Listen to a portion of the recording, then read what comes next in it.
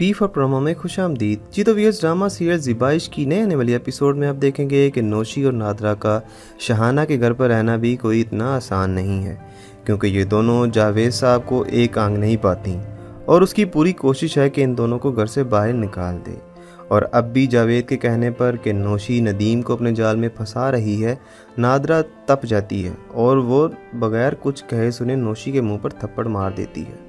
तो नौशी आगे से कहती है कि अगर आपको मुझ पर यकीन नहीं है तो आप मुझे दबा दें, कहीं दरिया में बहा दें, क्योंकि आपके यकीन को टूटना और मुझ पर एतबार उठने की वजह से मैं पहले ही मर चुकी हूँ। उधर ये चालाक नताशा और उसकी माँ एक अलग ही मुसीबत जावेद ने अपने गले में डाल ली है।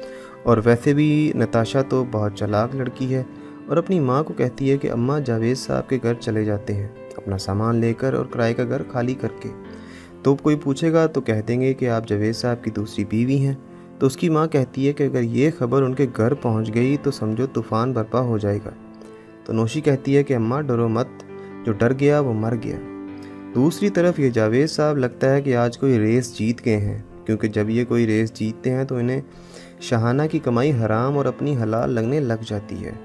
नदीम कहीं काम के लिए जाने लगता है तो जावेद साहब कहते हैं कि तुम्हें कोई ज़रूरत नहीं है, तुम्हारे बाप की हलाल की कमाई में इतनी ताकत है कि अपने बेटे को खिला सकती है।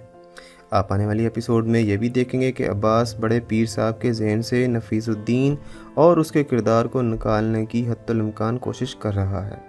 अब्बास पीर साहब को कहता है कि नफीसुद्दीन के नाम के साथ पीरज़ादा का लफ्ज़ इस्तेमाल ना करें। नादरा और नौशी के लिए आने से जावेद तो नाराज़ है, लेकिन नदीम और नौशी के पास आने से दोनों तरफ खुशियां फैल जाएंगी कि नहीं, इससे मुतालिक हम अपनी कीमती राय से ज़रूर आगाह कीजिएगा। ड्रामा की दुनिया से बाखबर रहने के लिए पी फॉर प्रोमो को सब्सक्राइब करके हमारे साथ जुड़े रहिए। आपका शुक्रिया। अल्लाह हाफ़िज़।